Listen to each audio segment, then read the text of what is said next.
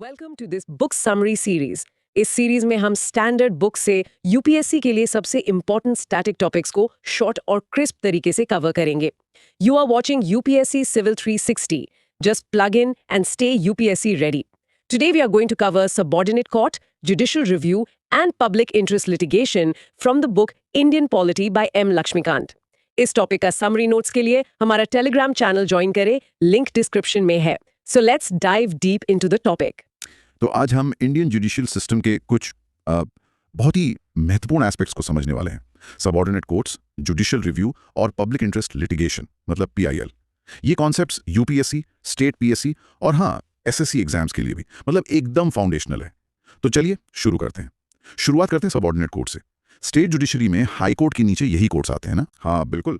Constitution के part 6 में articles 233 से 237 तक इन्हीं सबऑर्डिनेट कोर्ट से रिलेटेड प्रोविजंस दिए गए हैं। इसमें हायरार्की में देखें तो सबसे पहले आते हैं डिस्ट्रिक्ट जजेस। इनकी अपॉइंटमेंट गवर्नर करते हैं पर हाई कोर्ट के कंसल्टेशन से। अच्छा, और डिस्ट्रिक्ट जज बनने के लिए क्वालिफिकेशंस क्या हैं? मतलब क्या क्राइटेरिया है? देखिए 3 मुख्य क्वालिफिकेशंस हैं। नंबर 1, वो व्यक्ति सेंट्रल या स्टेट गवर्नमेंट की सर्विस में पहले से नहीं होना चाहिए। नंबर 2, उसे कम से कम 7 साल 7 ईयर्स का एडवोकेट या प्लीडर का एक्सपीरियंस होना चाहिए। और नंबर 3, हाई कोर्ट ने उसकी अपॉइंटमेंट के लिए रिकमेंड किया हो। ये तीनों जरूरी हैं। ठीक है। स्ट्रक्चर कैसा होता है इन कोर्ट्स का? मतलब सिविल, क्रिमिनल कैसे बटा हुआ है? हाँ, स्ट्रक्चर को समझना जरूरी है। सबऑर्डिनेट जुडिशरी को हम मोटे तौर पर 3 मेन ब्रांचेस में बांट सकते हैं: सिविल कोर्ट्स, क्रिमिनल कोर्ट्स और रेवेन्यू कोर्ट्स। सिविल साइड पर अगर देखें तो सबसे ऊपर डिस्ट्रिक्ट जज कोर्ट है, फिर उसके नीचे सबऑर्डिनेट जज कोर्ट, फिर मुंसिफ कोर्ट और हाँ स्मॉल कॉज कोर्ट या लोक अदालत भी होते हैं। क्रिमिनल साइड पर डिस्ट्रिक्ट जज ही सेशंस जज के तौर पर काम करते हैं। तो सबसे ऊपर डिस्ट्रिक्ट एंड सेशन कोर्ट, फिर चीफ जुडिशियल मैजिस्ट्रेट कोर्ट मतलब सीजेएम और फिर जुडिशियल मैजिस्ट्रेट कोर्ट यानी जेएम कोर्ट। और रेवेन्यू मैटर्स के लिए एक अलग ही व्यवस्था है: बोर्ड ऑफ रेवेन्यू, फिर कमिश्नर एंड कलेक्टर और फिर तहसीलदार। ये हायरार्की है। इसमें डिस्ट्रिक्ट जज का रोल तो काफी अहम लगता है दोनों तरफ। हाँ बिल्कुल सही। डिस्ट्रिक्ट जज जिले का हाईएस्ट जुडिशियल अथॉरिटी होता है। उसके पास सिविल और क्रिमिनल दोनों मामलों में अपीलेट जुरिस्डिक्शन भी होती है। डिस्ट्रिक्ट जज के तौर पर सिविल और सेशंस जज के तौर पर क्रिमिनल। इनके पास जुडिशियल पावर्स तो हैं ही, साथ में एडमिनिस्ट्रेटिव पावर्स भी होती हैं, जैसे जिले के सभी सबऑर्डिनेट कोर्ट्स को सुपरवाइज करना। अच्छा। हाँ, और इनके फैसलों के खिलाफ अपील सीधे हाई कोर्ट में होती है। एक और दिलचस्प बात, सेशंस जज के तौर पर डिस्ट्रिक्ट जज उम्र कैद, लाइफ इंप्रिजनमेंट और मृत्युदंड कैपिटल पनिशमेंट दोनों दे सकते हैं। मृत्युदंड भी? हाँ, लेकिन मृत्युदंड को हाईकोर्ट द्वारा कंफर्म किया जाना जरूरी है। यह मैंडेटरी है, चाहे अपील की गई हो या नहीं। ये एक इंपॉर्टेंट सेफगार्ड है। और हायरार्की में जो नीचे के कोर्ट्स हैं, हाँ। उनकी जुरिस्डिक्शन, जैसे पैसों के मामलों में? हाँ, सिविल साइड पर डिस्ट्रिक्ट कोर्ट के नीचे आता है सबऑर्डिनेट जज का कोर्ट। इसकी सिविल सूट्स पर आमतौर पर अनलिमिटेड पिक्यूनरी जुरिस्डिक्शन होती है, मतलब पैसों की कोई ऊपरी सीमा नहीं। उसके नीचे होता है मुंसिफ कोर्ट, जिसकी जुरिस्डिक्शन लिमिटेड होती है, मतलब छोटे पिक्यूनरी स्टेक वाले सिविल केसेस के लिए। क्रिमिनल साइड पर देखें तो सेशन कोर्ट के नीचे चीफ जुडिशियल मैजिस्ट्रेट होते हैं, सीजेएम। वो 7 साल तक की सजा दे सकते हैं और उनके नीचे जुडिशियल मैजिस्ट्रेट जो 3 साल तक की सजा दे सकते हैं। ये पूरा स्ट्रक्चर न्याय को आप कह सकते हैं जमीनी स्तर तक पहुंचाने के लिए डिजाइन किया गया है। स्ट्रक्चर तो समझ आ गया। अब कुछ स्पेशल बॉडीज और कॉन्सेप्ट्स पर आते हैं, जैसे नालसा। ये क्या है? हाँ, NALSA national legal services authority. इसका कॉन्स्टिट्यूशनल बेसिस हमें मिलता है आर्टिकल 39A में, जो गरीबों और कमजोर वर्गों को फ्री लीगल एड की बात करता है। और आर्टिकल 14(22)(1) भी है, इक्वालिटी बिफोर लॉ वाले। इसे लीगल सर्विसेज अथॉरिटी एक्ट 1995 के तहत एस्टैब्लिश किया गया था। ये एक्ट 9 नवंबर 1995 को लागू हुआ। और इसका ऑब्जेक्टिव क्या है? मतलब काम क्या करती है नालसा? इसके मुख्य ऑब्जेक्टिव्स हैं: पहला, एलिजिबल लोगों को फ्री और कॉम्पिटेंट लीगल सर्विसेज देना। दूसरा, डिस्प्यूट्स के एमिकेबल सेटलमेंट के लिए लोक अदालत ऑर्गेनाइज करना। और तीसरा, रूरल एरियाज में लीगल अवेयरनेस कैंपेन्स चलाना। इसकी अथॉरिटीज नेशनल, स्टेट, डिस्ट्रिक्ट हर लेवल पर हैं। और हर हाई कोर्ट में high court legal services committee भी होती है। आपने लोक अदालत का जिक्र किया, ये काफी सुना है इनके बारे में। ये क्या है असल में? लोक अदालत देखिए एक ऑल्टरनेटिव डिस्प्यूट रिड्रेसल मैकेनिज्म है, एडीआर जिसे कहते हैं। ये उन केसेस को देखता है जो या तो कोर्ट में पेंडिंग है या फिर प्री लिटिगेशन स्टेज पर है, मतलब अभी कोर्ट पहुंचे नहीं। यहाँ केसेस को कॉम्प्रोमाइज या एमिकेबल सेटलमेंट मतलब आपसी समझौते या सुलह से सुलझाया जाता है। ये डिस्प्यूट सेटलमेंट का एक वायबल, इनफॉर्मल, सस्ता और तेज तरीका है। पहला लोक अदालत कब हुआ था? पहला लोक अदालत 1982 में गुजरात में ऑर्गेनाइज हुआ था और इन्हें स्टैट्यूटरी स्टेटस मिला लीगल सर्विसेज अथॉरिटीज एक्ट 1987 के तहत। इन्हें ऑर्गेनाइज कौन करता है और क्या इनके पास कोर्ट जैसी पावर्स होती हैं? इन्हें स्टेट, डिस्ट्रिक्ट, एससी, एचसी या taluk legal services authority organise करती हैं। कंपोजिशन में सर्विंग या रिटायर्ड जुडिशियल ऑफिसर्स और एरिया के दूसरे लोग होते हैं। हाँ, एक जरूरी बात, इनकी जुरिस्डिक्शन नॉन कंपाउंडेबल ऑफेंसेस पर नहीं होती, मतलब गंभीर अपराध जिनमें समझौता मुमकिन नहीं।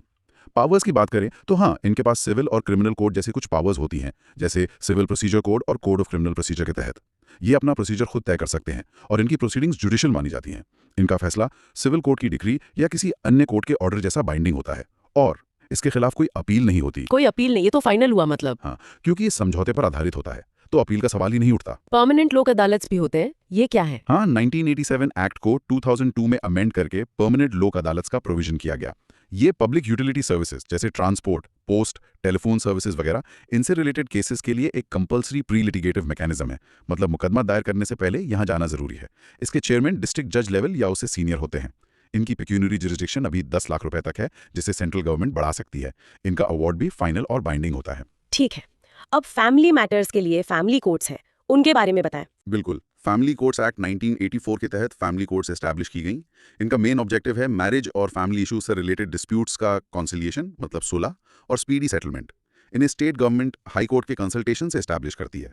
इनकी jurisdiction matrimonial relief, property issues, legitimacy declaration, guardianship और वाइफ चिल्ड्रन पेरेंट्स के मेंटेनेंस तक होती है। इनमें सुलह पर जोर दिया जाता है। प्रोसीडिंग्स थोड़ी इनफॉर्मल होती हैं और हाँ, लीगल प्रैक्टिशनर द्वारा रिप्रेजेंट होने का ऑटोमेटिक राइट नहीं होता। वकील का ऑटोमेटिक राइट नहीं? हाँ, और फैसले के खिलाफ सिर्फ एक अपील का राइट होता है, वो भी हाई कोर्ट में। समझ गया।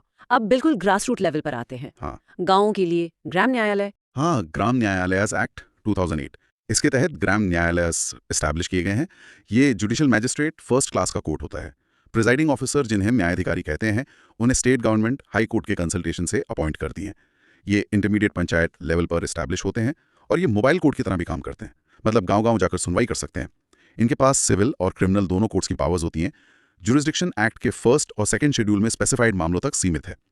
ये भी कॉन्सिलिएशन का इस्तेमाल करते हैं और ये इंडियन एविडेंस एक्ट 1872 से बंधे नहीं होते, बल्कि प्रिंसिपल्स ऑफ नेचुरल जस्टिस और हाई कोर्ट के रूल से गाइड होते हैं। अच्छा, एविडेंस एक्ट से बंधे नहीं होते? हाँ, और अपील भी टाइम बाउंड है। क्रिमिनल केसेस में कोर्ट ऑफ सेशन में और सिविल केसेस में डिस्ट्रिक्ट कोर्ट में, दोनों में 6 महीने में निपटारा होना चाहिए। ये एक्सेस टू जस्टिस को मुफस्सिल लेवल तक ले जाने का एक बहुत अच्छा प्रयास है। ओके, अब एक अलग कैटेगरी पर आते हैं, ट्राइब्यूनल्स। आपने बताया ये ओरिजिनल कॉन्स्टिट्यूशन का हिस्सा नहीं थे। सही कहा। इन्हें स्वर्ण सिंह कमेटी की रिकमेंडेशन पर 42nd कॉन्स्टिट्यूशनल अमेंडमेंट एक्ट 1976 द्वारा जोड़ा गया था। एक नया पार्ट 14A और 2 आर्टिकल्स 323A और 323B ऐड किए गए। ट्राइब्यूनल्स असल में क्वाजी जुडिशियल बॉडीज हैं, मतलब इनके पास कुछ सिविल कोड जैसी पावर्स होती हैं। ये सिविल प्रोसीजर कोड और एविडेंस एक्ट को स्ट्रिक्टली फॉलो नहीं करते, बल्कि प्रिंसिपल्स ऑफ नेचुरल जस्टिस पर काम करते हैं। इनका उद्देश्य होता है स्पेसिफिक एरियाज में एक्सपर्टीज लाना और मामलों का जल्दी निपटारा करना। आर्टिकल 323A और 323B में क्या अंतर है? ये अक्सर पूछा जाता है। हाँ, ये इंपॉर्टेंट डिस्टिंक्शन है। आर्टिकल 323A सिर्फ पब्लिक सर्विस मैटर्स के लिए ट्राइब्यूनल्स एस्टैब्लिशमेंट की बात करता है और ये सिर्फ पार्लियामेंट द्वारा एस्टैब्लिश किए जा सकते हैं। इसमें हायरार्की का प्रोविजन नहीं है, जैसे कैट और सैट्स। वहीं आर्टिकल 323B कुछ दूसरे मैटर्स के लिए ट्राइब्यूनल्स की बात करता है, जैसे taxation, land reforms, industrial labour, rent वगैरह। इन्हें पार्लियामेंट और स्टेट लेजिस्लेचर्स दोनों अपनी लेजिस्लेटिव कॉम्पिटेंस के दायरे में एस्टैब्लिश कर सकते हैं और इसमें हायरार्की हो सकती है। आर्टिकल 323A के तहत एडमिनिस्ट्रेटिव ट्राइब्यूनल्स एक्ट 1985 आया। कैट और सैट के बारे में थोड़ा और बताएं। जी, इस एक्ट ने सेंट्रल गवर्नमेंट को कैट सेंट्रल एडमिनिस्ट्रेटिव ट्राइब्यूनल और एसएटीज स्टेट एडमिनिस्ट्रेटिव ट्राइब्यूनल्स एस्टैब्लिश करने के लिए ऑथराइज किया। कैट अपॉइंटमेंट प्रेसिडेंट करते हैं एक हाई पावर्ड सिलेक्शन कमेटी की रिकमेंडेशन पर। इस कमेटी को सीजीआई द्वारा नॉमिनेट किए गए सिटिंग एससी जज चेयर करते हैं। सीजीआई की सहमति जरूरी है। ये मल्टी मेंबर बॉडी है। इसमें जुडिशियल और एडमिनिस्ट्रेटिव स्ट्रीम्स दोनों से मेंबर्स होते हैं। कार्यकाल कितना होता है? चेयरपर्सन का टर्म 5 साल या 65 साल की उम्र तक और मेंबर्स का 5 साल या 62 साल की उम्र तक। प्रिंसिपल बेंच दिल्ली में है, प्लस 17 रेगुलर बेंचेस हैं। Jurisdiction all India services, central civil services, centre के सिविल पोस्ट्स और डिफेंस सर्विसेज के सिविलियन एम्प्लॉइज तक है। एसएटी अपॉइंटमेंट प्रेसिडेंट करते हैं कंसर्न स्टेट के गवर्नर से कंसल्टेशन के बाद। कुछ राज्यों ने इन्हें बनाया है। इनकी जुरिस्डिक्शन स्टेट गवर्नमेंट के रिक्रूटमेंट और सर्विस मैटर्स तक है। लेकिन यहाँ चंद्र कुमार केस 1997 बहुत महत्वपूर्ण है। सुप्रीम कोर्ट ने कहा कि ट्राइब्यूनल से हाई कोर्ट और सुप्रीम कोर्ट की जुडिशियल रिव्यू की जुरिस्डिक्शन को एक्सक्लूड करना अनकॉन्स्टिट्यूशनल है। ये बेसिक स्ट्रक्चर का वायलेशन है। तो अब अपील हो सकती है हाई कोर्ट में? हाँ, अब कैट या एसएटी के ऑर्डर्स के खिलाफ कंसर्न हाई कोर्ट की डिवीजन बेंच में अपील होती है। अच्छा, अब ट्राइब्यूनल्स में हाल ही में रिफॉर्म्स एक्ट 2021 आया है। इसके क्या मायने? हाँ, ट्राइब्यूनल्स रिफॉर्म्स एक्ट 2021, इसका बैकग्राउंड अप्रैल 2021 के ऑर्डिनेंस से जुड़ा है, जिसने कुछ ट्राइब्यूनल्स को डिसॉल्व करने की बात कही थी। इससे पहले फाइनेंस एक्ट 2017 ने भी ट्राइब्यूनल्स मर्ज किए थे। 2021 एक्ट के की प्रोविजंस देखें। अपॉइंटमेंट चेयरपर्सन और मेंबर्स की सेंट्रल गवर्नमेंट करेगी सर्च एंड सिलेक्शन कमेटी की रिकमेंडेशन पर। कमेटी की कॉम्पोजिशन? कमेटी में सीजीआई या उनके नॉमिनी एससी जज होंगे। सेंट्रल गवर्नमेंट के secretaries, sitting outgoing chairperson, retired SC जज, रिटायर्ड एचसी चीफ जस्टिस और कंसर्न्ड मिनिस्ट्री के सेक्रेटरी होंगे। एज एलिजिबिलिटी भी फिक्स की है। चेयरपर्सन के लिए मैक्सिमम 70 साल, मेंबर्स के लिए 67 साल, मिनिमम एज दोनों के लिए 50 साल। इसका एम है यूनिफॉर्म पे और रूल्स लाना सर्च एंड सिलेक्शन कमीशन के लिए अक्रॉस ट्राइब्यूनल्स। हालांकि इस पर काफी बहस है कि ये ट्राइब्यूनल्स की इंडिपेंडेंस को कैसे अफेक्ट करेगा। चलिए, अब एक बहुत ही पावरफुल कॉन्सेप्ट पर आते हैं, जुडिशियल रिव्यू। ये क्या है? जुडिशियल रिव्यू देखिए, जुडिशरी की वो पावर है जिससे वो गवर्नमेंट्स, सेंट्रल और स्टेट दोनों के बनाए लॉज, मतलब लेजिस्लेटिव एनैक्टमेंट्स और एग्जीक्यूटिव ऑर्डर्स की कॉन्स्टिट्यूशनैलिटी को एग्जामिन कर सकती है। ये पावर सुप्रीम कोर्ट और हाई कोर्ट्स दोनों के पास है और ये कॉन्स्टिट्यूशन के बेसिक स्ट्रक्चर का हिस्सा है। इसका ओरिजिन यूएसए में हुआ था, Marbury versus Madison case 1803। Constitution में लिखा है ये शब्द? नहीं, जुडिशियल रिव्यू शब्द एक्सप्लिसिटली नहीं लिखा है, लेकिन कई आर्टिकल्स इम्प्लिसिटली ये पावर देते हैं। जैसे आर्टिकल 13 जो कहता है एफआरस के खिलाफ लॉज वॉइड होंगे, आर्टिकल 32 एससी जाने का अधिकार, आर्टिकल 226 एचसी की रिट पावर, आर्टिकल्स 131 136 एससी की जुरिस्डिक्शंस, आर्टिकल 245 246 वगैरह। किन ग्राउंड्स पर जुडिशियल रिव्यू किया जा सकता है? मुख्यतः 3 ग्राउंड्स हैं। नंबर 1, अगर कानून या ऑर्डर फंडामेंटल राइट्स पार्ट 3 को इन्फ्रिंज करता है। नंबर 2, अगर वो उसे बनाने वाली अथॉरिटी की कॉम्पिटेंस से बाहर है, मतलब उन्हें वो कानून बनाने का अधिकार ही नहीं था। और नंबर 3, अगर वो कॉन्स्टिट्यूशनल प्रोविजंस के रिपग्नेंट है, यानी उनके विरुद्ध है। इंडिया और यूएसए में स्कोप का अंतर भी है। हाँ, इंडिया में जुडिशियल रिव्यू का स्कोप यूएसए से नैरो है, क्योंकि यहाँ procedure established by law article 21 है, जबकि यूएसए में ड्यू प्रोसेस ऑफ लॉ है। ड्यू प्रोसेस ज़्यादा व्यापक है, वो कानून की फेयरनेस को भी देखता है। हालांकि मनेका गांधी केस के बाद इंडिया में भी प्रोसीजर एस्टैब्लिश्ड बाय लॉ की व्याख्या थोड़ा ब्रॉड हुई है। इफेक्टिवली इंडिया में American principle of judicial supremacy और British principle of parliamentary supremacy का ब्लेंड है। 9 शेड्यूल का जुडिशियल रिव्यू से क्या संबंध है? ये बड़ा पेचीदा लगता है। हाँ, आर्टिकल 31B और 9 स्केड्यूल को फर्स्ट कॉन्स्टिट्यूशनल अमेंडमेंट एक्ट 1951 ने जोड़ा था। इसका मकसद था लैंड रिफॉर्म्स जैसे कानूनों को फंडामेंटल राइट्स के उल्लंघन के आधार पर चैलेंज होने से बचाना। शुरू में इसमें 13 एक्ट्स थे, अब टू 80 से ज्यादा हैं। लेकिन आईआर कोएलो केस 2007 में सुप्रीम कोर्ट ने कहा कि 9 स्केड्यूल में डाले गए लॉज को ब्लैंकेट इम्यूनिटी नहीं है। मतलब अब रिव्यू हो सकता है? हाँ, जो लॉज केशवानंदा भारती केस की जजमेंट यानी अप्रैल 24, 1973 के बाद 9 स्केड्यूल में डाले गए हैं, उन्हें कोर्ट में चैलेंज किया जा सकता है अगर वो कॉन्स्टिट्यूशन के बेसिक स्ट्रक्चर को वायलेट करते हैं। जुडिशियल रिव्यू से ही जुड़ा है जुडिशियल एक्टिविज्म। हाँ बिल्कुल, जुडिशियल एक्टिविज्म का मतलब है जुडिशरी द्वारा सिटीजन्स के राइट्स को अपहोल्ड करने और लीगल कॉन्स्टिट्यूशनल सिस्टम को प्रिजर्व करने में एक एक्टिव, बल्कि कह सकते हैं प्रोएक्टिव रोल निभाना। ये पारंपरिक भूमिका से थोड़ा आगे बढ़कर होता है। इसका ओरिजिन भी यूएसए में हुआ। इंडिया में इसकी नींव justice V R. Krishna Iyer, justice P N. Bhagwati, justice O. Chinnappa Reddy, justice D A. Desai जैसे जजेस ने रखी। और जुडिशियल एक्टिविज्म का ही एक बड़ा आउटकम है PIL, पब्लिक इंटरेस्ट लिटिगेशन। एकदम सही, PIL जुडिशियल एक्टिविज्म का एक बहुत महत्वपूर्ण इंस्ट्रूमेंट है। PIL का मतलब है पब्लिक इंटरेस्ट, जैसे pollution, road safety, human rights, ऐसे मुद्दों को प्रोटेक्ट करने के लिए कोर्ट में फाइल किया गया केस। इसका स्कोप बहुत वाइड है। कोई भी मैटर जिसमें पब्लिक एट लार्ज का इंटरेस्ट अफेक्ट होता हो, उसे PIL के थ्रू एड्रेस किया जा सकता है। ये किसी स्टैट्यूट या एक्ट में डिफाइन नहीं है, ये कोर्ट्स द्वारा पब्लिक को दी गई पावर है। कौन फाइल कर सकता है PIL? कोर्ट खुद से भी शुरू कर सकती है, जिसे सुओ मोटू कहते हैं, या कोई भी पब्लिक स्पिरिटेड इंडिविजुअल या ऑर्गेनाइजेशन इसे फाइल कर सकता है। कैसे और किसके खिलाफ फाइल की जा सकती है PIL? कोई भी सिटीजन आर्टिकल 32 के तहत सुप्रीम कोर्ट में या आर्टिकल 226 के तहत हाई कोर्ट में पिटिशन फाइल करके PIL दायर कर सकता है, या फिर सेक्शन 133 क्रिमिनल प्रोसीजर कोड के तहत मैजिस्ट्रेट के पास भी जाया जा सकता है। ये स्टेट गवर्नमेंट, सेंट्रल गवर्नमेंट या म्यूनिसिपल अथॉरिटी के खिलाफ फाइल की जा सकती है। जनरली प्राइवेट पार्टी के खिलाफ नहीं, पर एक्सेप्शंस हैं। कुछ इंपॉर्टेंट PIL केसेस बताएंगे जिन्होंने इसे शेप किया? हाँ बिल्कुल, हुसैन आरा खातून वर्सेस स्टेट ऑफ बिहार 1979 पहला रिपोर्टेड PIL केस माना जाता है। ये प्रिजन्स की इनह्यूमन कंडीशंस पर फोकस करता था। इसके कारण 40,000 से ज्यादा अंडर ट्रायल प्रिजनर्स रिहा हुए थे। सोचिए, 40,000? हाँ। फिर SP Gupta versus union of India 1981 case ने PIL को पब्लिक इंटरेस्ट के लिए एक पोटेंट वेपन बना दिया। इसमें जस्टिस PN भगवती ने PIL को क्लियरली डिफाइन किया। उन्होंने कहा कि पब्लिक का कोई भी मेंबर या सोशल एक्शन ग्रुप उन लोगों के लीगल या कॉन्स्टिट्यूशनल राइट्स के वायलेशन के रेमेडी के लिए PIL फाइल कर सकता है जो सोशल या इकोनॉमिक डिसेबिलिटी के कारण खुद कोर्ट नहीं पहुंच सकते। इसने लोकल स्टैंडिंग के रूल को बहुत रिलैक्स कर दिया। एक और case, Indian banks association Bombay and others versus MS Devkala consultancy service and others में कहा गया कि अगर कोई व्यक्ति पर्सनल ग्रीवेंस के लिए कोर्ट जाता है तो कोर्ट पब्लिक इंटरेस्ट में उस सिचुएशन की इंक्वायरी कर सकती है, जिससे प्राइवेट इंटरेस्ट केस भी पब्लिक इंटरेस्ट केस बन सकता है। तो मतलब PIL ने जस्टिस सिस्टम को ज्यादा एक्सेसिबल और रिस्पॉन्सिव बनाया है। बिल्कुल।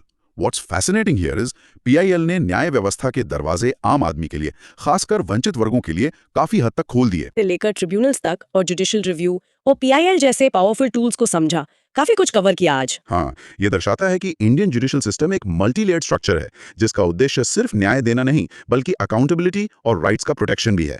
और ये सिस्टम कॉन्स्टेंटली इवॉल्व हो रहा है, जैसा कि हमने ट्रिब्यूनल्स रिफॉर्म्स एक्ट 2021 में देखा। जुडिशियल रिव्यू और PIL जैसे मैकेनिज्म्स सिटीजन्स को एम्पावर करते हैं और कॉन्स्टिट्यूशन की सुप्रीमेसी इंश्योर करते हैं। एस्पिरेंट्स के लिए इन सब की समझ बहुत जरूरी है। हमारे लिसनर्स के लिए एक फाइनल थॉट, PIL और जुडिशियल एक्टिविज्म जैसे मैकेनिज्म्स को देखते हुए एक आम नागरिक पर्सनल डिस्प्यूट से हटकर बड़े पब्लिक ग्रीवेंसेस को एड्रेस करने के लिए जुडिशियल सिस्टम के साथ इफेक्टिवली कैसे एंगेज कर सकता है, इस पर जरूर सोचिएगा। ये था आज का UPSC book Indian polity by M Lakshmikanth का समरी ऑडियो बुक। अगर आपको ये फॉर्मेट हेल्पफुल लगा तो इसे लाइक और शेयर जरूर करें ताकि और एस्पिरेंट्स भी बेनिफिट ले सकें। और सब्सक्राइब करें हमारे चैनल को, जहां आपको कई अन्य स्टैंडर्ड बुक्स की ऑडियो समरीज मिलेंगी नोट्स के साथ। हमारी कोशिश है कि आप कहीं भी कभी भी सुनकर अपनी तैयारी जारी रख सकें। मिलते हैं अगले एपिसोड में एक और इम्पोर्टेंट टॉपिक के साथ। धन्यवाद और जय हिंद।